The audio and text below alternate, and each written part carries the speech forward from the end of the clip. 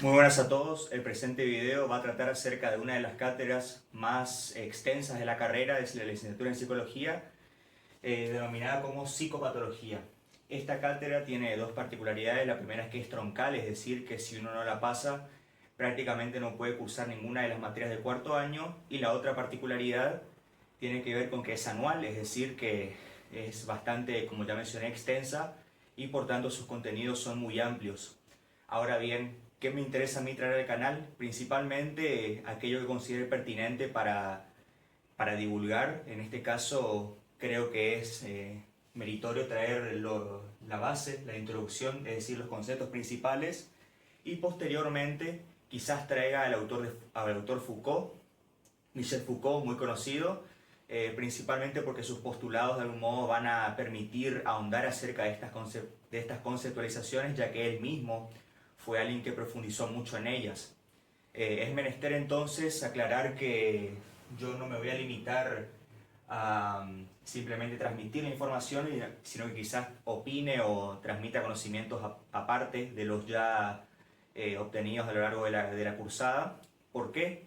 Principalmente por la postura, en cierto modo, la impronta puramente psicoanalítica de mi universidad, que de algún modo lo que hace es aminorar los posibles defectos o contraposiciones o de algún modo también las posturas diferentes a lo que propone el psicoanálisis, y también por tanto fortalece esos postulados y tergiversa o repercute negativamente en las consideraciones al respecto de la psiquiatría y también de la psicología en general. ¿Por qué? Porque también dentro de estas consideraciones, sobre todo las consideraciones pertinentes a lo que afirma Marité Colovini, lo que van a hacer es asumir una posición en virtud de la cual el psicoanálisis busca proponer una posición ética que lleva o trae consigo considerar que la posición psiquiátrica y por tanto de la psicología en general, es decir, de las otras prácticas psicológicas que no entran dentro del psicoanálisis, son por tanto poco éticas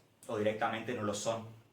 Ahora bien, yo entiendo que esta información puede servir a los estudiantes y que por tanto no les interesa tanto esta parte de la discusión, sino que les interesa simplemente que yo transmita la información para poder ellos posteriormente reproducirla adelante de un profesor y rendir un final. En cuyo caso yo me limitaré a transmitir información en los momentos oportunos y cuando yo quiera añadir algo lo aclararé para no generar confusiones en el oyente. Una vez dicho esto, vamos a comenzar con los primeros postulados. En primer lugar, debemos entender que la psicopatología como tal surge como un campo dentro de la psiquiatría en el siglo XX por un autor llamado Karl Jaspers. Entonces, ¿cómo podemos comprender esto? Podemos comprender como los conocimientos relativos a los padecimientos y desequilibrios mentales. Etimológicamente es el campo de padecer psíquico-patológico. Será la traducción etimológica. Ahora bien, para entonces comprender estos desequilibrios o esto que apunta a lo anormal, debemos primero delimitar lo normal, porque justamente esta díada es lo que nos va a permitir entender cómo funciona esta rama que posteriormente se extrapoló y se pasó de lo puramente psiquiátrico a otros ámbitos, llegando a formar parte de una filosofía como es la de Comte, que pretende también constituir una terapéutica para regímenes políticos, por lo que la extensión que tiene que ver con la psicopatología es amplísima y muy difícil de rescatar o de profundizar en un solo video, así que voy a hacer lo mejor que pueda para transmitir información de una manera clara y concisa. Dicho esto, ¿cómo delimitamos lo normal? A través de tres criterios fundamentales. El primero de ellos tiene que ver con los juicios o criterios de valor que se valorizan en la sociedad, y eso tiene que ver mucho con la ideología. ¿Qué ejemplo pongo yo? Por ejemplo, tiene que ver con las ideologías políticas, es decir, los distintos debates que se dan y que de algún modo van a permitir vislumbrar al oyente o al que use, por ejemplo, redes sociales como por ejemplo Twitter, en los distintos debates que ahí se dan. ¿Por qué? Porque la palabra enfermo, por ejemplo, la palabra loco, es una palabra con la cual se suele tachar en muchos casos no solamente a presidentes o a figuras importantes dentro de la política, sino a sus seguidores. Es justamente por eso que hay que prestar atención cómo se ve ahí entonces lo patológico, lo que apunta a un desequilibrio basado en juicios de valor. Ahora bien, estos tres criterios no se hayan disociado totalmente, ya que de hecho se separan, pero uno puede ver que tienen una cierta correlación. Dicho esto, el segundo tiene que ver con la teleología, es decir, con distintas posiciones tanto filosóficas como religiosas y políticas, como ya mencioné, que apuntan a responder qué es lo óptimo, es decir, qué es aquello que en una sociedad debe ahondarse o debe buscarse, qué es aquella postura que debe tener una persona. Si hablamos entonces de lo puramente religioso, nos tenemos que ir simplemente a leer a Foucault, como habla él mismo en la Historia de la Locura, es decir, cómo en esa época una enfermedad, es decir, una patología física como era la lepra, era considerada en base a un criterio teleológico, un criterio en el cual esa persona se hallaba en lo totalmente, diametralmente opuesto a lo óptimo, es decir, en lo más pésimo posible, y justamente estaba pagando sus pecados y por eso obtenía esta enfermedad de la lepra. Fíjense bien, en los criterios filosóficos, bueno, no está de más, hay muchos filósofos que plantean sus sistemas y de algún modo dejan entrever que quienes no los sigan en sus sistemas es básicamente porque son ignorantes.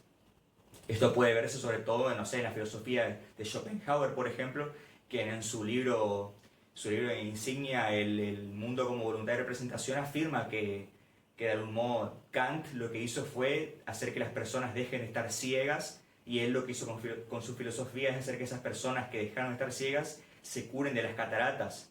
Es decir, apunta a que cualquier persona que no se basa en su filosofía del idealismo trascendental, de algún modo es un ignorante y también es una persona que está ciega ante el mundo que le rodea. O podemos ir directamente a la alegoría de la caverna de Platón, para ser más, para ir a un ejemplo que es mucho más conocido, digamos. Ahora bien, entonces apuntamos luego, omití el utilitarismo. ¿Por qué es necesario tenerlo en cuenta? Principalmente, ¿por qué? Porque esto de lo óptimo también puede basarse justamente en criterios que apunten a conservar el poder establecido, y por tanto este poder se esforzará en la medida de sus posibilidades a mantener una postura en virtud de la cual quienes sigan sus postulados son aquellos que están escapando de la estupidez, podríamos decir, y quienes en cambio están en contra no son ciegos. O sea, volvemos a lo mismo. Estos criterios justamente se aplican en este caso a la política, que es justamente la forma más clara de ver la filosofía utilitarista. Continuamos entonces con la estadística, y en este caso tomamos por ejemplo a Durkheim. ¿Por qué? Porque él va a determinar que lo normal y lo normal, tal como determina Colovini, tiene que ver principalmente con aquello que es deseable en una sociedad. Eso sería aquello que es lo normal. En cambio, lo no deseable, lo carente de valor, sería aquello que podría considerarse incluso como patológico. Fíjense que entonces si tomamos los postulados, por ejemplo, de Marx, al hablar él acerca del fetichismo de la mercancía, nos damos cuenta entonces que ahí se puede ver muy claro esta forma que también, por eso dije con anterioridad que estos se hayan correlacionados. ¿Por qué? Porque podemos hablar de política o también de quienes se hallan dentro del poder mercantil, que van a constantemente generar necesidades ficticias en el usuario, en el consumidor. ¿Para qué? Para que se mantenga a la moda o se mantenga dentro de un grupo preestablecido. Es decir, que también se haya vinculada a la ideología. Fíjense cómo estos criterios de algún modo parece que determinan el suelo, el cimiento de la sociedad, y quienes ahí se hayan incluidos y quienes no. Esto sí es muy acertado, ya que lo determina Foucault, es en el texto del poder normalizador, que yo lo voy a traer con mucha seguridad. Lo voy a traer. Hoy dije que era probable, pero ahora estoy casi seguro que sí o sí lo voy a traer. Y Colovini lo va a retomar para afirmar justamente que este poder, es decir, quien tenga el poder de determinar qué es lo normal y lo normal en la sociedad, es aquel que goza con el poder máximo que puede establecerse. Ahora bien, continuamos entonces determinando que esta génesis, o de las génesis posibles que determinan lo anormal, pueden tener una base psicogenética, es decir, una base puramente psíquica que nada tiene que ver con la parte orgánica o biológica. En este caso, ¿cuál ejemplo podríamos traer? El ejemplo de la histeria. La histeria en este caso lo que traería sería síntomas psíquicos, es decir, que hay una representación que tiene un afecto, y este afecto lo que va a hacer es inervar el cuerpo, y la representación original lo que va a hacer es ir a parar el inconsciente. En este caso lo que sucedía es que, claro, no se le podía hallar el problema a estas personas, las personas histéricas no se les podría llamar el problema que tenían a nivel orgánico, pero tenían síntomas como si en realidad lo tuviesen.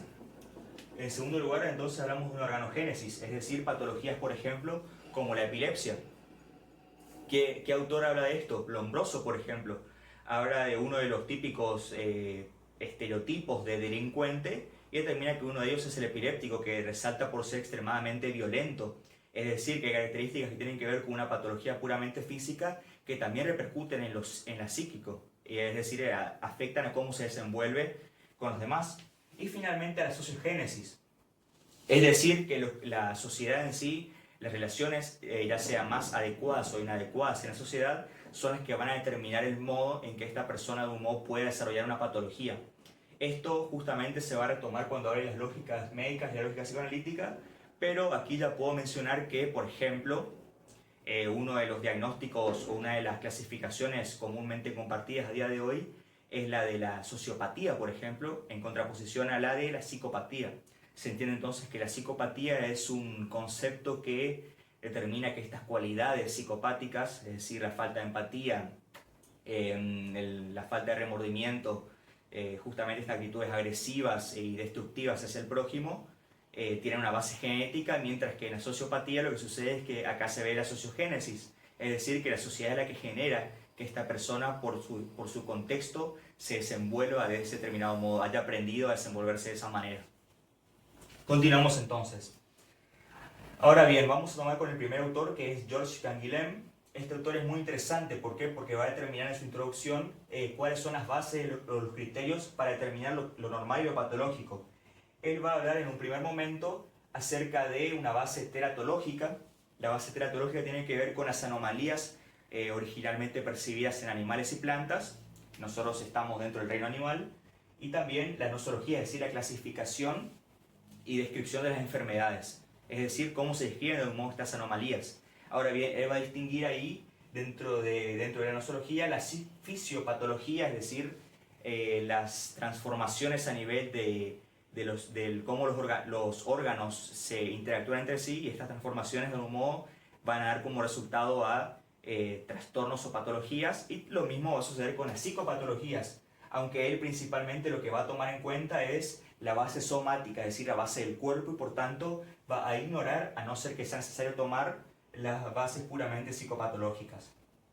Tenemos entonces que originalmente estos criterios de normal y anormal, o de la enfermedad y lo sano, fueron establecidos en base a una particularidad, es decir, el ser humano, por ejemplo, se hallaría en un determinado contexto y ese ser humano estaría afectado por un daño externo, y ese daño lo que hace es afectar una determinada zona. Entonces, justamente, la enfermedad es lo que se va a causar por este daño, y la persona lo que va a hacer es justamente de algún modo recoger las fuerzas para sanarse, es decir, para recuperarse y por tanto salir de ese estado de enfermedad.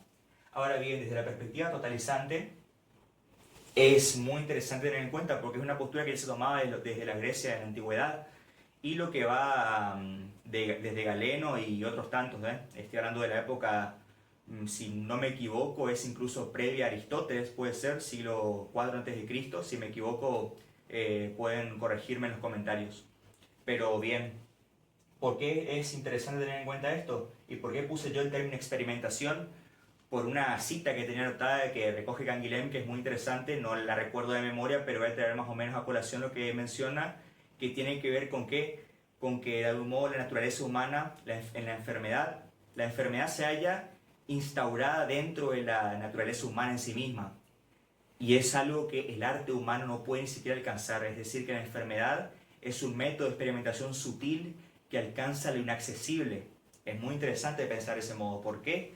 Porque cuántas cosas se aprendieron a hacer a lo largo de la historia de cómo sanar las enfermedades, a través de las mismas enfermedades. Es decir, que el conocimiento profundo del ser humano, las distintas especies animales y vegetales, es decir, lo que mencioné de la teratología, no sería posible si no se considerara este estado patológico, es decir, esta anomalía.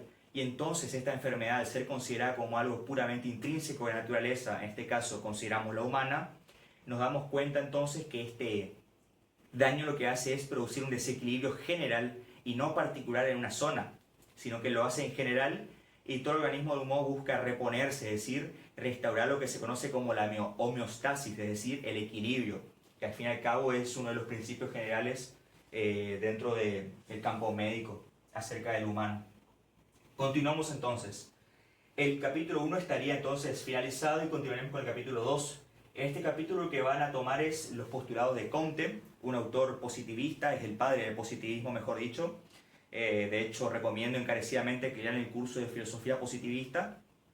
Habla de los tres estados.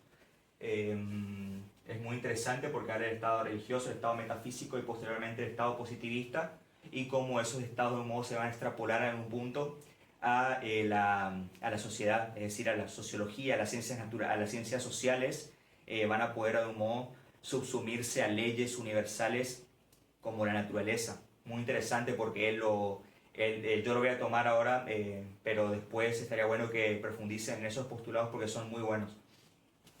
Entonces continuamos acerca del principio de Rousseau. Ese principio es justamente uno de los cuales Comte se basa. Y lo que va a decir es que va a establecer un orden universal. Este orden universal, ¿qué va a tener en cuenta? Principalmente que lo psicopatológico, mejor dicho, lo psicológico, lo biológico y lo sociológico, de algún modo responden en todo momento o mejor dicho, los síntomas que se presenten en estos tres ámbitos van a responder siempre a una excitación anormal de los tejidos y de los órganos de los humanos. Es decir, esta excitación anormal va a ser tanto por exceso como por defecto. Por tanto, la laguna que se presenta en los postulados de Comte es que él no es capaz de determinar exactamente qué es lo normal. ¿Y por qué sucede esto? Porque estas reglas que son de un modo universales, van a cambiar cuando se trate de fenómenos puramente fisiológicos y cuando se trate de fenómenos puramente patológicos. ¿Cómo se puede ver esto? Principalmente, ¿por qué? Porque ante una infección, por ejemplo, se incrementan los glóbulos blancos del organismo, mientras que lo mismo sucede cuando se realiza la digestión, por ejemplo, luego de consumir alimentos. Entonces, justamente estas lagunas o estas contrariedades son los que hacen tan difícil alcanzar el sueño de Comte, podríamos decir. Que lo podría incluso clasificar o calificar como un idealista, dependiendo de quién lo lea. Ahora bien, esto de lo que yo mencioné tiene que ver con las variaciones por causa. Y estas variaciones por causa lo que van a hacer es, de algún modo, determinar una dificultad muy grande de extrapolar esto de los excesos o defectos a cosas que tengan que ver por fuera de lo biológico. Pero al fin y al cabo es una perspectiva puramente que va puramente a lo cuantitativo, es decir, va puramente al carácter de que hay un exceso y un defecto, es decir, que hay una excitación que puede darse por un estímulo externo. Este estímulo externo lo que va a hacer es afectar los tejidos van a repercutir en los órganos y esto justamente va a afectar el cerebro en el caso de las psicopatologías y esta afección lo que va a generar una respuesta que es lo que vamos a considerar socialmente como una psicopatología, mientras que el mismo daño orgánico es lo que va a ser la patología puramente biológica. Un conjunto de seres humanos los cuales están afectados por estos deterioros a nivel de los tejidos, lo que van a hacer es desenvolverse de manera errónea por estar afectados por esta psicopatología y por tanto van a constituir regímenes políticos también patológicos, podríamos pensarlo de ese modo, lo que va a afectar a lo sociológico.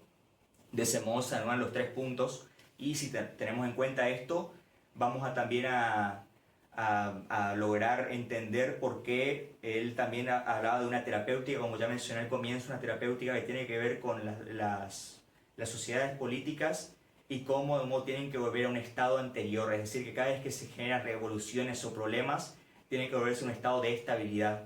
Ahora bien, yo me baso, por ejemplo, en los postulados, esto es por fuera de los textos, pero en los postulados de Jesús González Maestro, que al fin y al cabo la historia está constituida de ilegalidades que de un modo se dieron a lo largo de la historia y que generaron revoluciones, que generaron cambios, y estos cambios generaron justamente posiciones diferentes a las que había con anterioridad, que esa estabilidad había generado una patología, es decir, mejor dicho, voy a explicarlo de nuevo. Una estabilidad prolongada en muchos casos es lo que genera patologías o que de un modo hace ver que esos estados que parecían en cierto modo de equilibrio, en realidad solamente encubrían problemas que simplemente tomaban su tiempo para explotar, para que esa sociedad implote y por tanto se generan revoluciones para lograr un cambio social. Es decir, que este estado pleno, de algún modo, podría considerarse cada vez más imposible, en especial a día de hoy con lo turbulento que resulta el siglo XXI hasta día de hoy. Entonces justamente esto de que tiene con exceso el defecto proviene de la propiedad de incitabilidad, que tiene que ver con esta excitación que ya mencioné de los tejidos. Y esto es algo que parte de los postulados de Brown. Brown es uno de los autores que toma Comte, que de algún modo también sienta las bases de esta perspectiva puramente cuantitativa, en la cual Comte lo que va a hacer es determinar que lo normal tiene que ver con lo natural, lo puramente y también con lo fisiológico, eso es lo normal. Pero como ya mencionamos, estas reglas varían y estas reglas se alteran, lo que también va a notar Canguilhem y por tanto no va justamente a adherir a las posiciones puramente de Comte. Ahora bien, Comte también tuvo otro autor que, como referencia, que le permitió también salir un poquito del engaño en el cual se hallaba inmerso, y este autor es Bichat, que va a proponer Bichat básicamente que las consideraciones puramente matemáticas, es decir, de un racionalismo determinado en virtud del cual se determina cuantitativamente esto es un exceso y esto es un defecto, son imposibles de alcanzar en realidad por estas alteraciones, como ya mencioné, que tienen que ver con, por ejemplo, los glóbulos blancos, el ejemplo que mencioné con anterioridad. Entonces esto le permitió a Comte salir un poquito de esta perspectiva puramente racionalista y buscar responder a esta lógica, digamos, o buscar dar cuenta de esta lógica ya por el lado más experimental, es decir, por un lado más empirista, podríamos pensarlo. Muy interesante. Ahora bien, una vez dicho esto, ya finalizamos las primeras bases de lo que serían las consideraciones acerca de las lógicas de lo normal y lo patológico a lo largo de la historia, y también acerca de sus génesis y sus criterios principales. Y pasamos entonces a las consideraciones de Marité Colovini. A partir de aquí ya comenzamos a adentrarnos dentro del mundo del psicoanálisis y también adentrarnos dentro de las comparaciones con otras prácticas. Así que bueno, principalmente ella va a plantear en un primer momento que entonces el poder normalizador, es decir, los criterios estos que ya estuvimos hablando, van a ser siempre una base de una herramienta de control social, es decir, una herramienta política, y que en la sociedad van a tener una función muy importante, es decir, la función de la medicalización, es decir, que se puedan vender medicamentos, es decir, curas constantes. Si se ven los comerciales, por ejemplo, en los cuales se venden pastillas, por ejemplo, como los ibuprofenos, paracetamol, las marcas más conocidas, por ejemplo, Lactron y demás, siempre va a verse que se las vende como herramientas milagrosas que curan cualquier dolor en el organismo, y siempre se plantea como que alivia cualquier dolor, y es algo que es prácticamente mágico, digamos, es algo así, una solución inmediata. Pero siempre lo que se omite, por ejemplo, es que dentro de los recetarios médicos, en la contracara siempre están todos los efectos contraproducentes, que quizás uno no los ve porque no los consume muy a menudo, pero la mayoría de pastillas y demás posee una cantidad enorme, enorme, ingente de daños, de perjuicios para la calidad de vida de la persona. Ahora bien, en muchos casos esta medicalización también se ve no solamente en la parte esta de las curas, sino también en la parte de las suplementaciones, porque hay muchas suplementaciones a quienes no buscan sino no tanto mejorar su salud, o mejor dicho, recuperarse de una enfermedad, sino mejorar su salud en general.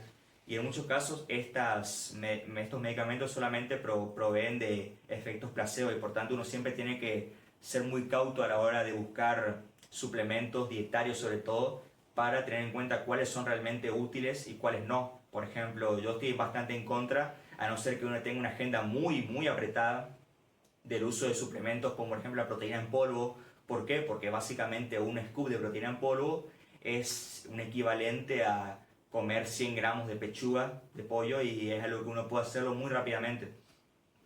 Entonces, como digo, esto dependerá del caso y la agenda de cada uno, pero sirve para entender cómo esta medicalización se ve y cómo este poder normalizador de un modo determina que engrandece todos estos suplementos o todos estos medicamentos, y te busca que más gente cada vez consuma, es decir, busca apoyarse no solamente en lo óptimo a nivel de salud, es decir, lo óptimo a nivel de la biología, que va por fuera de la religión, de la filosofía y de la política, o al menos eso pretende.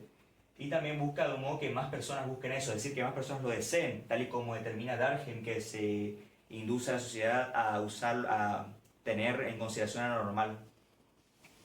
Ahora bien, principalmente Colovini va a proponer esto, ella también es la que determina estos criterios de Durkheim, y también lo que hace es determinar, o mejor dicho, puntualizar que también Canguilhem es alguien que refuerza esta postura en virtud de la cual se determina que lo ideológico es la base de lo que consideramos normal y anormal en la sociedad. Muy interesante porque es alguien que hizo un análisis muy crítico del principio de Rousseau, es alguien que hizo un análisis muy crítico de los postulados de Comte y de las consideraciones a lo largo de la historia. Entonces es muy interesante que él también de algún modo vaya por el lado o abogue por la filosofía también que va a tomar Foucault, es decir, que de algún modo comparten esa perspectiva acerca de esta temática. Ahora bien, ¿cuál es entonces la impronta o lo puramente importante acá de que tenemos que tomar de Colovini? Es principalmente lo que tiene que ver con la lógica médica y la lógica psicoanalítica. ¿Por qué? Porque él va a diferenciar que las concepciones de lo que es saludable, lo que es óptimo, lo que es de algún modo sano, en contraposición a lo patológico, van a cambiar dependiendo de cuál lógica estemos hablando. Principalmente porque la lógica médica va a tratarse de un ideal. Este ideal de algún modo va a sostenerse incluso por la Organización Mundial de la Salud, es decir, por una organización que está de algún modo amparada por los distintos regímenes políticos internacionales, es decir, es una organización internacional como su nombre indica. Y esta organización lo que va a hacer es que va a decir es que la salud es el completo bienestar biopsicosocial, biológico, psicológico y social. Es decir, ampara los tres ámbitos que se contemplan en el principio de Rousseau si nos damos cuenta.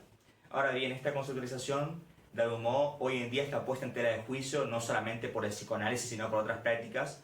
¿Por qué? Porque depende mucho de la población, de la situación y también del momento histórico en el que estemos hablando para determinar qué es entonces lo saludable o no.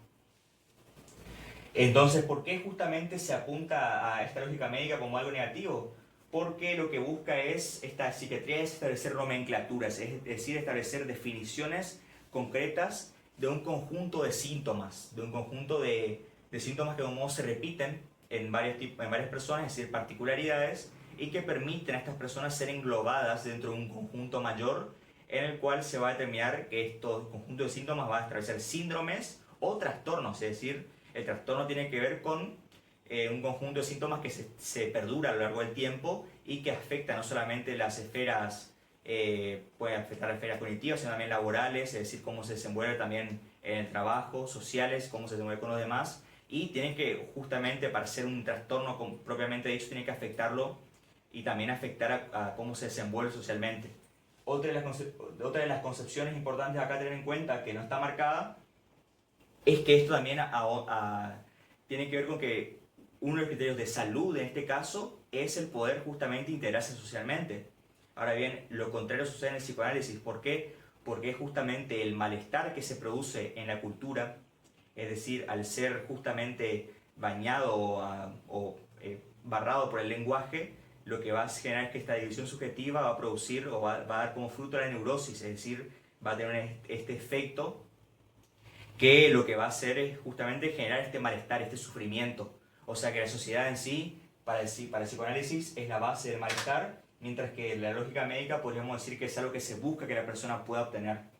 Otro de los problemas que lleva a la subsumisión dentro de distintos diagnósticos es la desresponsabilización. ¿Por qué? Porque la persona de un modo tiene que crear alternativas o crear un modo de desenvolverse ante eso que le pasa. Ahora bien, al ser de algún modo subsumida dentro de un término, dentro de una especie en donde el sujeto se convierte en un objeto, es decir, esta objetivación por medio del lenguaje clínico, lo que sucede es que esta persona se limita o se podría limitar en ciertos casos a decir, bueno, yo ya soy así porque soy tal o porque soy tal cual, es decir, tengo determinado trastorno y por tanto soy así y nada puede hacerse. Esta lógica de un modo cínica, esta lógica derrotista, que justamente apunta a que la persona se ciegue por una perspectiva y no busque de algún modo encontrar alternativas acerca de eso que le está pasando, digamos. Y es ahí donde entra la lógica psicoanalítica. ¿Por qué? Porque la salud no es tanto este ideal, sino que la salud es algo que tiene que ver con la singularidad de cada uno, es decir, lo más íntimo, lo más propio de cada uno, de cada ser humano, el momento en el cual busca alternativas ante la conflictiva que esté afrontando. Esto entonces aboga por una posición ética, y esta posición ética se basa no tanto en el diagnóstico, que si bien también se realiza en el psicoanálisis, sino en el trayecto, es decir, cómo uno busca responder ante este problema que le está pasando, es decir, cómo responde ante este deseo del otro, ante esta falta del otro, y cómo adquiere una posición respecto de eso. Eso tiene que ver con la teoría psicoanalítica más avanzada, digamos. Yo cuando leía los apuntes me acordaba que es algo que yo no entendía en su momento, pero tiene que ver con la lógica del fantasma, que es algo que quizás, pero no puedo prometer nada, traigan en un futuro bastante lejano probablemente. Pero bien, con eso se concluyen las principales diferencias, es decir, la palabra fuerte, como dice Colovini, dentro de la lógica médica es la subsumisión, mientras que la palabra fuerte dentro de la lógica psicoanalítica es la del trayecto. Si se entiende esto, se entienden principalmente estas diferencias. Otra cosa que me olvidé de mencionar es que también la lógica médica lo que hace es englobar entre las patologías que son curables y las incurables, y las patologías que son adquiridas y las patologías que son innatas, mientras que esas diferenciaciones tal cuales no las hace tanto la lógica psicoanalítica, sino cómo responde simplemente ante eso que le está sucediendo. Es decir, que eso es justamente donde se halla el eje de gravedad en esta lógica. Bueno, dicho esto, ya he ahondado en los aspectos fundamentales de la introducción a la psicopatología. El siguiente video va a tratarse acerca de las teorías de Michel Foucault. El siguiente video va a demorar un tiempito porque es bastante complicado. Tengo que sintetizar lo mejor que pueda 3 textos y estudiar bastante. ¿Por qué? Porque la teoría de Foucault es una teoría complicada y además es un filósofo bastante actual y por tanto tiene una larga tradición filosófica tras de sí que permite justamente hacer asociaciones, establecer contraposiciones entre los distintos autores, y eso justamente puede resultar muy enriquecedor para el oyente que le interesen estos temas. Ahora bien, dicho esto, ya me voy a despedir aquí porque ya el objetivo principal de este video ya está cumplido. Espero que se haya entendido en general a qué se refiere la psicopatología en general y cómo estos autores permiten ahondar en esta temática tan vasta y tan también enriquecedora y apasionante. Así que nada, muchas gracias y nos vemos.